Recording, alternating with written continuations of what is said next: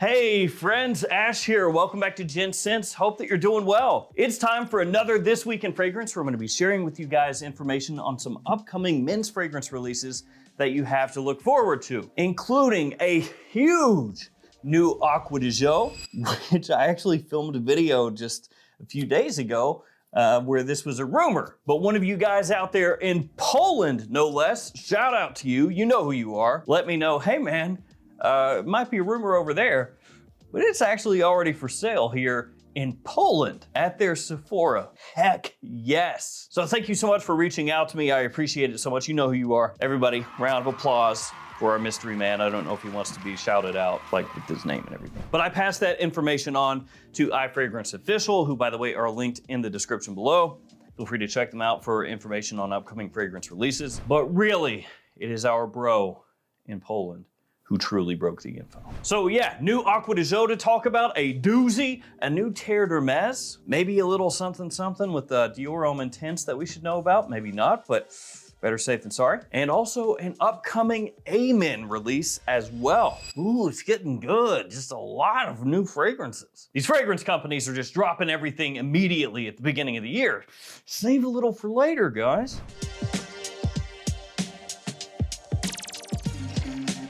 First, let's talk about that A Men release. So of course, last year saw the release of A Men Phantasm from Mugler, which was very welcome because A Men is one of those fragrance lines that has some absolute masterpieces that kind of fell by the wayside. I mean, it had fragrances like Pure Malt, Pure Havane, Ultra Zest, Pure Tonka, Crypto Mint, a lot of different scents that people loved over the years. And of course, the original A Men as well. But even though they had all those fantastic releases, Mugler kind of just let the line fester and die. Very depressing, very sad.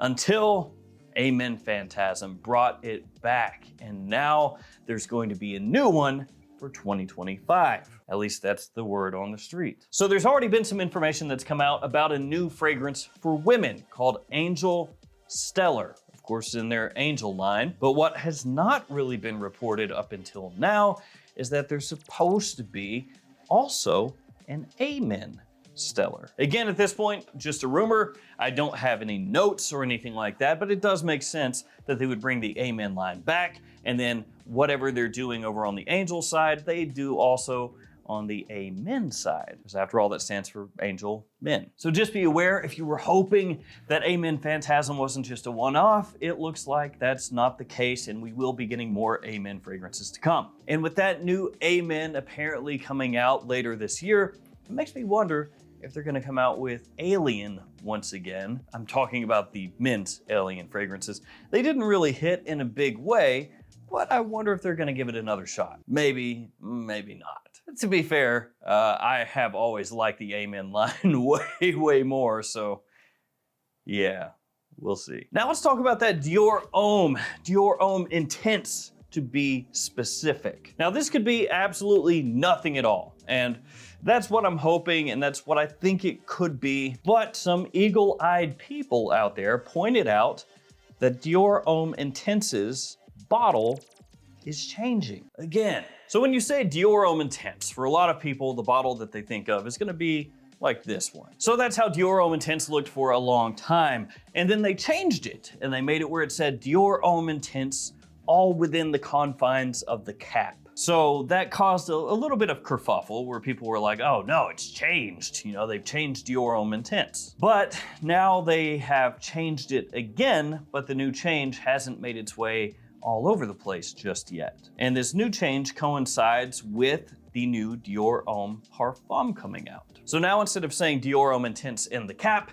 it says Dior Homme in the cap, which brings it in line with Dior Homme 2020, Dior Homme Sport, Dior Homme Parfum, and Dior Homme Cologne. And now it says Intense on the bottle. So Dior Homme in the cap, Intense on the bottle. Now, ultimately, this could mean literally nothing outside of just Dior bringing everything in together, you know, taking that bottle design and making sure it stays consistent across all the offerings in the line. But I know, and you know, we all know that with that change in the bottle, people are going to be hyper scrutinizing this, and they're going to be picking up this new Dior Homme Intense bottle style to see, did they mess with the formula and change it up a little bit? Now, from what has been found on a fragrance website, actually in Thailand, there's this small write-up about Dior Homme Intense. It reads, Dior Homme Intense elevates the elegance of a masculine iris with a sensual ambery facet over a precious wood base, a bold accord with a noble and sophisticated trail. And on that same website, it has each one of the Dior Homme fragrances with their little blurb there. So Intense is noble and sophisticated. Dior Homme 2020 is sensual and enveloping. And the new Dior Homme Parfum is suave and carnal. I'm not sure about that last part. Carnal. I don't know. But yeah, the note breakdown that it has there, it's simplified. Iris, ambrette, and cedar, but those are probably the 3 notes that you would expect to be highlighted in Dior Homme Intense. So if there is a change, I would assume it's not much of one. That's what I would hope. And it's probably the same as the Dior Homme Intense on the bottle cap version. They've just changed it to bring it in line with the other presentations, I guess. But one thing I can say, Dior is messing around with things. Now, before we hop over to talk about Terre and Acqua di Gio, I do want to give you those codes for different fragrance websites to save money. Be aware of the JOMASHOP codes. They change every couple months and they only work within the JOMASHOP app, but you can use those to save yourself some money off their discounted prices. You can also use the codes for Max Aroma, the Perfume Box, and others to save yourself a little money as well. And between all those websites, you've got pretty much everything covered. Designers, niche, clones, everything. So if you haven't used any of those fragrance websites, check them out and see what you like. All right, let's talk Terre d'Hermès and then the Acqua di Gio. So this is a new Terre d'Hermès called Eau de Parfum Intense. A very, very interesting name there. Just heck with it. Eau de Parfum Intense, whatever. Now there's not a bunch of information on this one at this point. I'm sure there will be more to come soon. But what it does say is that this new fragrance expresses a new level of intensity reflected in its fiery red-brown bottle with the sleek edges. And I am trying to look at more pictures of this because it just looks like Terre d'Hermès to me. Fiery red-brown. I'm guessing it's like the edges of the bottle themselves are gonna be a little bit different because from straight on, it looks the same. But most of this is just talking about the bottle itself. The metallic lacquer shrouding the bottle reflects the light, while the matte black cap that looks as fiery as lava is etched with the signature Hermès saddle nail. It looks like a Terre d'Hermès bottle, but sure. They do let you know the bottle is refillable and recyclable, combining glass and aluminum to sustain nature.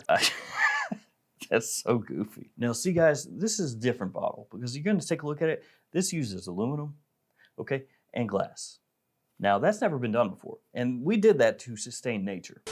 But yeah, this is coming out soon. No notes at this point. I know, I'm sorry, that doesn't really give you much to go on. It doesn't give me much to go on, but Eau de Parfum Intense coming your way. When the notes for those drop, I'll probably just run over those really quickly in a future This Week in Fragrance. But for now, on to the big star of the show, the Acqua di Gio Elixir. Oh yes, Acqua di Gio Elixir. You had to know it was coming. I've actually joked about this, I feel like for a couple years, that Acqua di Gio Elixir was gonna show up eventually. It just makes sense. Acqua di Gio is one of the biggest fragrance lines of all time as far as men's fragrances. Everybody has an elixir at this point. It had to happen. Question is, which Armani gets an elixir next? Is it Code or Stronger with You? Anyway, let's read about this one. Discover Acqua di Gio Elixir, the highly concentrated and opulent iteration of the timeless Acqua di Gio, which transports the wearer to the sea and its mesmerizing, depthless intensity.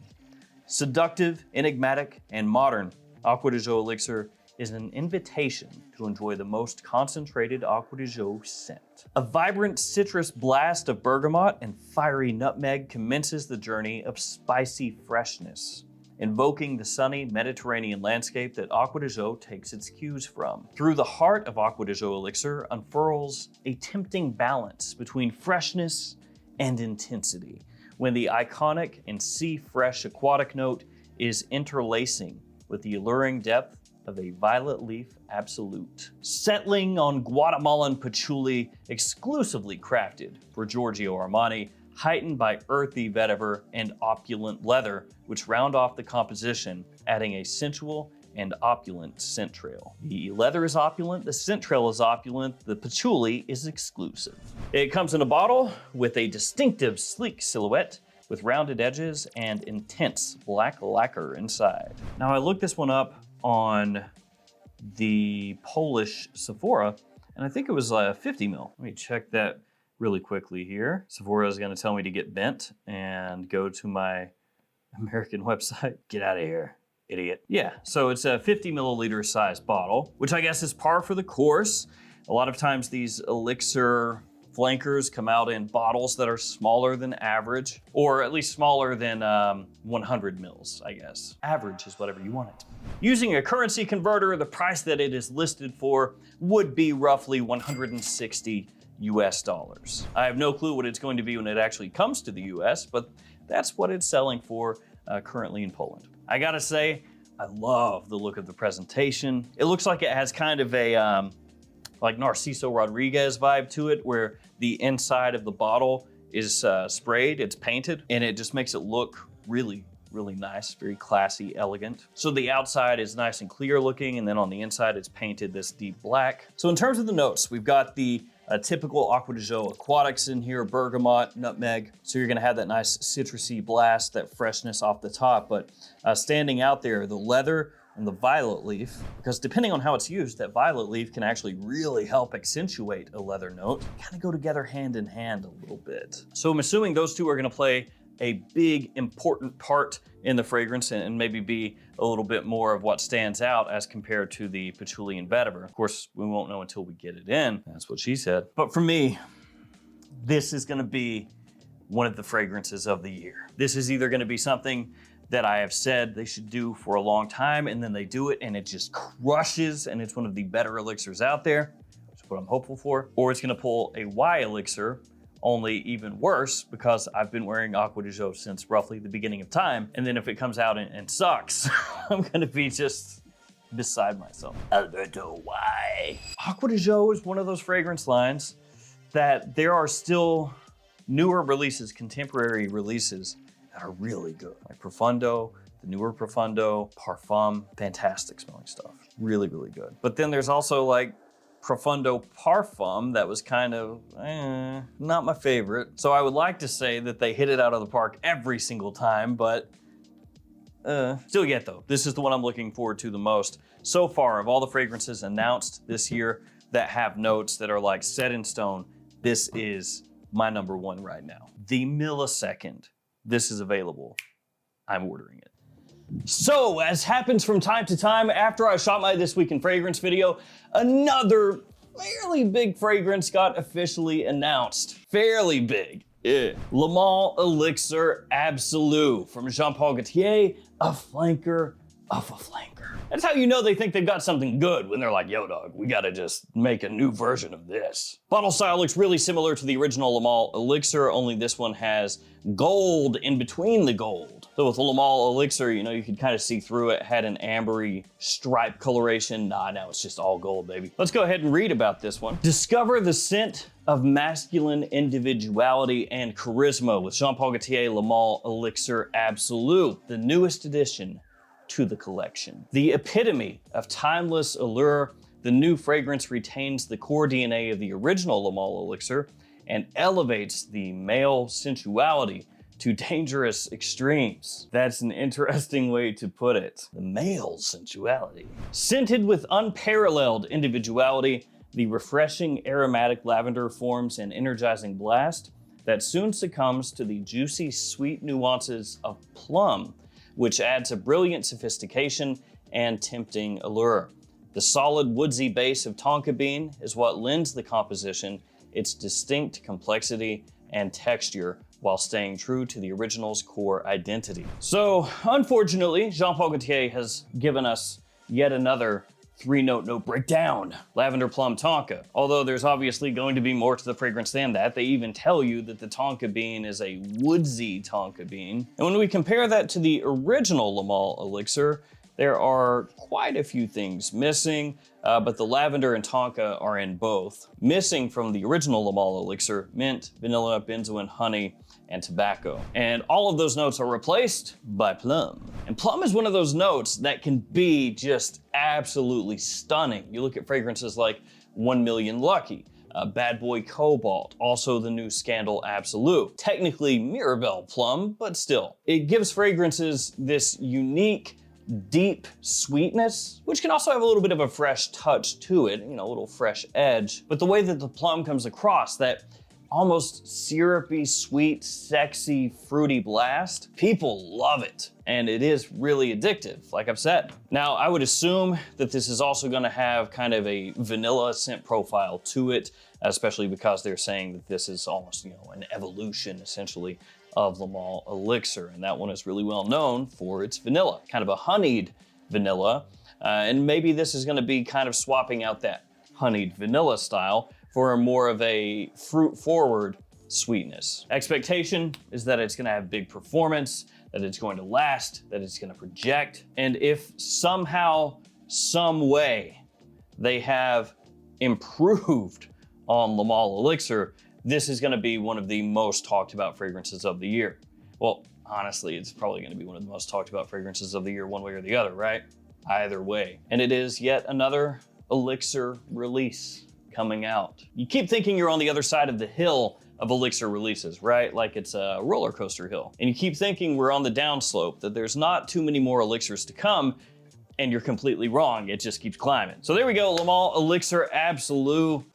Oof. This one and Acqua di Gio Elixir coming out real soon. It's a good time to like fragrances. All right, guys, back to me in the past, So you guys sound off in the comments. Let me know how you think the Elixir version of Acqua di Gio is gonna come across. Like, what's the balance going to be of fresh versus darker, heavier notes? Are they gonna shake up the DNA? You know, the way that Sauvage Elixir did, where it came out and really wasn't that close to the other Sauvage fragrances? Or do they keep this clearly in line with the other Acqua di Gio fragrances and just try to overall elevate that scent profile, kind of like Le Male Elixir versus Le Male Le Parfum? You guys let me know what you think. I cannot wait. Thank you all so much for hanging with me here today. Thanks for listening to me ramble. Stay safe out there. I'll see you guys tomorrow with another fragrance video. See ya.